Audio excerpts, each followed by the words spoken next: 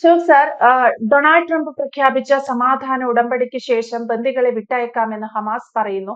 അതനുസരിച്ച് ഉടൻ തന്നെ പൗരന്മാർ സ്വന്തം രാജ്യത്തേക്ക് എത്തുമെന്ന് ഇസ്രയേൽ പ്രധാനമന്ത്രി ബെഞ്ചമിൻ നെതന്യാഹു ഔദ്യോഗികമായി പ്രഖ്യാപിക്കുന്നു. അതിനുശേഷം വിശ്വസ്തരായ ഒരു സംഘത്തെ, ബന്ദികളെ സ്വീകരിക്കുന്നതിന് വേണ്ടി ഒരു സംഘത്തെ പോലും ഈജിപ്തിലേക്ക് അയച്ചിട്ടുണ്ട് നെതന്യാഹു. പക്ഷെ അക്കാര്യത്തിൽ ഒരു തീരുമാനമായിട്ടില്ല. ഹമാസ് എപ്പോൾ ബന്ദികളെ വിടും എന്ന് പറഞ്ഞിട്ടില്ല. ബന്ദികളെ മോചിപ്പിക്കാം എന്ന് മാത്രമേ പറഞ്ഞിട്ടുള്ളൂ. അപ്പോൾ മോചനം സാധ്യമോ അസാധ്യമോ എന്നൊരു ചോദ്യം അവിടെ നിൽക്കുകയാണ്.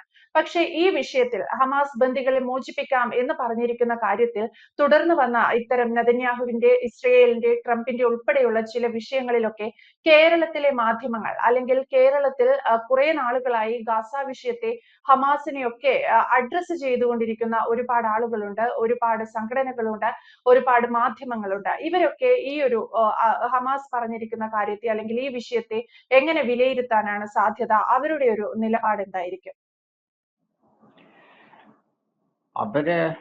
ഹമാസിന്റെ നിലപാട് എന്താണോ അതിനെ പിന്തുണയ്ക്കുന്ന വിധത്തിലുള്ള പ്രസ്താവനകളും സന്തോഷങ്ങളും ഒക്കെ പങ്കുവെക്കുന്നതായിരിക്കും കേരളത്തിലെ പുരോഗമന ബുദ്ധിജീവികളുടെയും ഹമാസ് മാധ്യമങ്ങളുടെയും ഒക്കെ ഒരു നിലപാട്. ഒക്ടോബർ 1-ാം തീയതിയാണ് ഈ ഫലസ്തീൻ അനുകൂല സമ്മേളനങ്ങൾ കേരളത്തിൽ നടന്നത്. ഇടതുപക്ഷവും വലതുപക്ഷവും ഒക്കെ സമ്മേളനം നടത്തി. ഈ ഇത്തരം സമ്മേളനങ്ങൾ എന്ന് പറയുന്നത് ഈ ഒരുതരം നമ്മളിപ്പോൾ ആണ്ടുബലിയോ വാവുബലിയോ ഒക്കെ ഇടുന്നത് പോലെ ഉള്ള ഒരു ചടങ്ങ് ആയിട്ടാണ് എനിക്ക് തോന്നിയിട്ടുള്ളത്. ഏതാണ്ട് അക്ഷരം കൂട്ടി വായിക്കാവുന്ന കാലം തൊട്ട്, പത്രമൊക്കെ കാണുന്ന കാലം തൊട്ട് ഈ പാലസ്തീൻ പ്രശ്നം കേൾക്കുന്ന ഒരാളാണ് ഞാൻ. അതുപോലെ തന്നെ ഇപ്പൊ ഇതിനോട് പ്രതികരിക്കുന്ന പല ആളുകൾക്കും അവരൊക്കെ ഇതൊരു 50 വർഷമായിട്ടോ 60 വർഷമായിട്ടോ ഒക്കെ കേൾക്കുന്ന ഒരവസ്ഥയുണ്ട്. അപ്പൊ അതാണ് ഞാൻ പറഞ്ഞത്, ഇതൊരു ചടങ്ങാണ്. ഈ ചടങ്ങ് ഫലസ്തീനെ അനുമോദിക്കുക അല്ലെങ്കിൽ ഫലസ്തീൻ ഐക്യദാർഢ്യം പ്രഖ്യാപിക്കുക എന്നൊക്കെ പറയുന്നത് ഇവിടുത്തെ പുരോഗമനപരമായ ആളുകളുടെ ഒരു ചടങ്ങാണ്. രാഷ്ട്രീയക്കാരെ സംബന്ധിച്ചിടത്തോളം ആണെങ്കിൽ ഈ ചടങ്ങിന് വേറൊരു കാര്യം കൂടെ ഉണ്ട്. അതായത് ഈ ഫലസ്തീന് ഗാസയൊക്കെ ബന്ധപ്പെട്ട് കുറെ ആത്മാക്കളുണ്ട്. ഈ ആത്മാക്കളുടെ ശാന്തിക്കായിട്ട് എന്തെങ്കിലും അരിയോ പൂവോ മലരോ ഒക്കെ കൊടുത്ത് അവരെ സാന്ത്വനിപ്പിക്കുക, അവരുടെ ആത്മാവിന് ശാന്തി കൊടുക്കുക എന്ന് പറഞ്ഞ ഒരു പരിപാടിയുണ്ട്. ഇതിനും അപ്പുറത്താണ് നമ്മുടെ ബുദ്ധിജീവികളുടെ ഒരു നിലപാട്. കഴിഞ്ഞ ദിവസം മോഹൻലാൽ ദാദാസാഹിബ് ഫാൽക്കെ അവാർഡ് മേടിക്കാൻ പോയി കഴിഞ്ഞപ്പോൾ അതിനെപ്പറ്റി വന്ന ഒരു ഫേസ്ബുക്ക് പോസ്റ്റിൻ്റെ അതൊരു ചോദ്യം, മോഹൻലാൽ അവിടെ രാഷ്ട്രപതി ഭവനിൽ നിന്ന് ഗാസയെപ്പറ്റി എന്തു പറഞ്ഞു? ഒരു കേരളത്തിലെ ഒരു പ്രമുഖ ബുദ്ധിജീവി ചോദിച്ച ചോദ്യമാണ്.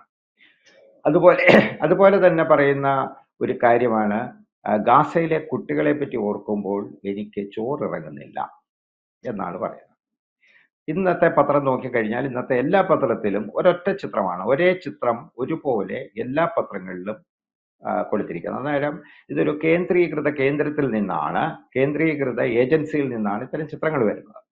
ഗാസയിലെ കുട്ടികളുടെ അവസ്ഥ, അതായത് ഒരു കുട്ടി, താഴെ ഇരിക്കുന്ന ഒരമ്മ, അവർക്ക് മുമ്പിൽ ഒരു ബക്കറ്റ്, ഇത്രയുമുള്ള ഒരു ചിത്രമാണ് ഇന്ന് കാണുന്നത്. അപ്പൊ ഈ ഗാസയോട് ഐക്യപ്പെടുകയും ഐക്യപ്പെട്ടില്ലെങ്കിൽ പറ്റില്ല എന്ന ചിന്താഗതിയുള്ള ഒരുപാട് ആളുകളുണ്ട്. ഇതെന്ന് പറയുന്നത് ഞാൻ നേരത്തെ പറഞ്ഞ പോലെ ഒരു ചടങ്ങാണ്, ഇവരെ സംബന്ധിച്ചിടത്തോളം ഒരു ചടങ്ങാണ്. ഇത്തരം കക്ഷികൾ ആരും തന്നെ ജോസഫ് മാസ്റ്റർ കയ്യും കാലും ഒക്കെ മുറിഞ്ഞു കിടന്നു കഴിഞ്ഞപ്പോൾ ഐക്യപ്പെട്ടതായിട്ട് നമ്മൾ കണ്ടിട്ടില്ല. അന്ന് പരിഹസിച്ച ധാരാളം ആളുകളുണ്ട്. അതുപോലെ അഭിമന്യു മഹാരാജാസ് കോളേജിൽ കുത്തേറ്റ് മരിക്കുമ്പോൾ അതിനോട് ഐക്യപ്പെട്ടവരെ നമ്മൾ കണ്ടില്ല. അദ്ദേഹത്തിൻ്റെ പിന്നിലുള്ള സ്റ്റുഡൻസ് യൂണിയൻ പോലും വളരെ ഒരു മധ്യമ നിലപാട് സ്വീകരിച്ചിട്ടാണ് അതിനെപ്പറ്റി പറഞ്ഞത്. അപ്പൊ ഈ പറയുന്ന അവസ്ഥ ഇതാണ് കേരളത്തിലെ ബുദ്ധിജീവികളുടെ അവസ്ഥ. അപ്പൊ അവരെ സംബന്ധിച്ചിടത്തോളം ഗാസയിലെ ഹമാസ് ആയുധം വെച്ച് കീഴടങ്ങുകയും ഇസ്രായേലിനോട് തോറ്റു പിന്മാറുകയും ചെയ്യുന്ന അവർക്ക് വളരെ മനോവേദന ഉണ്ടാക്കുന്ന ഒരു കാര്യമാണ്. കാരണം അവർക്ക് ചർച്ചയ്ക്കുള്ള വിഷയങ്ങൾ അസ്തമിക്കുകയാണ് അതുവഴി ചെയ്യുന്നത്. പിന്നെ ഇതിലെ വിഷയം കേരളത്തിൽ സംഭവിക്കുന്ന വിഷയം കേരളത്തിലെ മാധ്യമങ്ങൾക്കൊക്കെ ഒരുപാട് നഷ്ടം ഉണ്ടാക്കും അത്. കാരണം അവർക്ക് ഇത്തരം കാര്യങ്ങളെ പറ്റി ഇനി ചർച്ച ചെയ്യാനുള്ള സ്പേസ് കുറഞ്ഞു വരികയാണ്. ഫലസ്തീൻ പ്രശ്നം എന്ന് പറയുന്നത് ഏതാണ്ട് 50-60 വയസ്സായ ഒരു പ്രശ്നമാണ് ഫലസ്തീൻ പ്രശ്നം. അതും എങ്ങനെയെങ്കിലും പരിഹരിച്ചു പോയി കഴിഞ്ഞാൽ പിന്നെ എന്തിന് ജീവിച്ചിരിക്കണം എന്നുള്ളതായിരിക്കും മാധ്യമപ്രവർത്തകർ, ബുദ്ധിജീവികൾ ഇവിടെ ആലോചിക്കാൻ പോകുന്നത്. അപ്പൊ ഇതിനെപ്പറ്റി അപ്പൊ അവര് പ്രാർത്ഥിച്ചുകൊണ്ടിരിക്കുന്ന, കേരളത്തിലെ ബുദ്ധിജീവികൾ പ്രാർത്ഥിച്ചുകൊണ്ടിരിക്കുന്ന ഒരു കാര്യം എന്ന് പറയുന്നത്, ഞാൻ ഊഹിക്കുകയാണ്, ഒരു കാരണവശാലും ഹമാസ് ബന്ദികളെ വിട്ടുകൊടുക്കരുത്. വിട്ടുകൊടുക്കാതെ വരുമ്പോഴേക്ക് ഇസ്രായേൽ കയറി അടിക്കും. അപ്പൊ സ്വാഭാവികമായിട്ട് സംഭവിക്കുന്നത് എന്താണെന്ന് ചോദിച്ചു കഴിഞ്ഞാൽ ഇവർക്ക് സന്തോഷമാകും, ഈ ബുദ്ധിജീവികൾക്കൊക്കെ സന്തോഷമാകും. അവിടെ കുട്ടികളും സ്ത്രീകളും പൊതുജനവും പൗരന്മാരും ഒക്കെ ദുരിതത്തിലാകും. അപ്പം അപ്പോഴ് ഇവർക്ക് പ്രതികരിക്കാനായിട്ടുള്ള ഒരു അവസരം കിട്ടും. ഇത്തരം കക്ഷികളെ ഏത് മാനസിക രോഗ ആശുപത്രിയിൽ കൊണ്ടുപോയാണ് ചികിത്സിക്കേണ്ടതെന്നുള്ളതാണ് നമ്മൾ ആലോചിക്കേണ്ട ഒരു കാര്യം. കാരണം ഇവര് ഈ സമൂഹത്തെ വളരെയധികം വഴിപിഴപ്പിക്കുകയാണ്. പക്ഷെ ഒരു ഗുണമുണ്ട്, പുതിയ ജനറേഷൻ അതിനെ അങ്ങനെയൊന്നും കാണുന്നില്ല. കാരണം എന്ന് പറഞ്ഞാൽ അവർ സെർച്ച് ചെയ്ത് പോകുമ്പോൾ അവർക്ക് അതിൻ്റെ വിവിധ വശങ്ങളിലുള്ള വാർത്തകൾ കിട്ടുകയും അവരവരുടെ സ്വന്തമായിട്ടുള്ള നിലപാടിൽ നിലനിൽക്കുകയും ചെയ്യും. പക്ഷേ എന്നാലും നമ്മളുടെ ഏതാണ്ട് ആക്രിയായി തുടങ്ങിയ ബുദ്ധിജീവികളും സാഹിത്യകാരന്മാരും സാഹിത്യകാരികളും എഴുത്തുകാരും രാഷ്ട്രീയക്കാരും പത്രപ്രവർത്തകരും മാധ്യമപ്രവർത്തകരും ഒക്കെ ഇപ്പോൾ ചെയ്തുകൊണ്ടിരിക്കുന്ന അവരുടെ പ്രാർത്ഥന, അതിനു വേണ്ടിയിട്ട് ഏത് പള്ളിയിലും നേർച്ചയിടാനും ഏത് അമ്പലത്തിൽ ശയനപ്രദർശനം നടത്താനും തയ്യാറാകും എന്നാണ് എനിക്ക് തോന്നുന്നത്. അല്ലാതെ ഇതിന്റെ കാര്യങ്ങൾ എന്ന് പറയുന്നത് ഇതൊക്കെ മുൻകൂട്ടി നിശ്ചയിച്ചിട്ടുള്ള കാര്യങ്ങളാണ്. അതായത് ഗാസയെ സംബന്ധിച്ചിടത്തോളം ഗാസയിൽ ഇതാണ് അവസ്ഥ ഉണ്ടാകാൻ പോകുന്നതെന്ന് 2 വർഷം മുമ്പേ തന്നെ ഹമാസിന് ചിന്തിക്കാവുന്ന കാര്യമാണ്. കാരണം അവരൊരു ഈക്വൽ പോരാളികളല്ല. അതുപോലെ തന്നെ ഇപ്പോൾ മറ്റ് അറബ് രാഷ്ട്രങ്ങള്, മുസ്ലിം രാഷ്ട്രങ്ങളൊക്കെ പിൻവാങ്ങി നിൽക്കുകയാണ്. കൂടുതൽ ഇതിൻ്റെ അകത്തേക്ക് പിന്തുണ കൊടുക്കാനായിട്ട് ആരും തയ്യാറായിട്ടില്ല.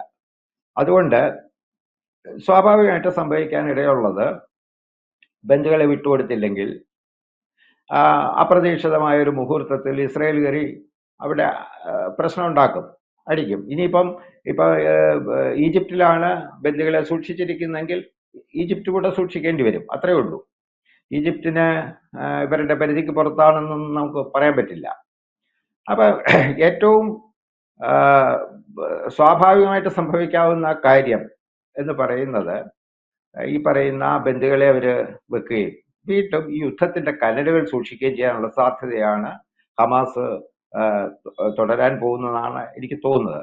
അതായിരിക്കും കേരളത്തിലെ ബുദ്ധിജീവികൾക്കും പുരോഗമനവാദികൾക്കും സന്തോഷം ഉണ്ടാക്കുന്നത്. എന്തായാലും സാർ പറഞ്ഞതുപോലെ തന്നെ ആ രീതിയിൽ ബുദ്ധിജീവികളും പുരോഗമനവാദികളും ഒക്കെ ഹമാസിന്റെ തീരുമാനത്തെ പിന്തുണയ്ക്കട്ടെ, ആ രീതിയിൽ അവർ വാർത്തകൾ നൽകട്ടെ. സോഷ്യൽ മീഡിയ ഹാൻഡിലുകളിൽ ഹമാസിന്റെ ഇത്തരം പ്രവർത്തനങ്ങളൊക്കെ ശ്രദ്ധേയമാക്കുന്നതിലും ഇക്കൂട്ടർക്കുള്ള പങ്ക് വളരെ വളരെ വലുതാണ്. എന്തായാലും ഹമാസ് എന്ത് തീരുമാനമെടുക്കും എന്നതിലാണ് ട്രംപും നെതന്യാഹുവും ഒക്കെ ഉറ്റുനോക്കുന്നത്. ഈജിപ്ത് ഉൾപ്പെടെ ഈ വിഷയത്തിൽ ബന്ദികളെ എപ്പോൾ വിട്ടയക്കും എന്ന വിഷയത്തിൽ ജാഗ്രത പാലിക്കുന്നുമുണ്ട്. വ്യക്തമാണ്. Thank you Ashok sir.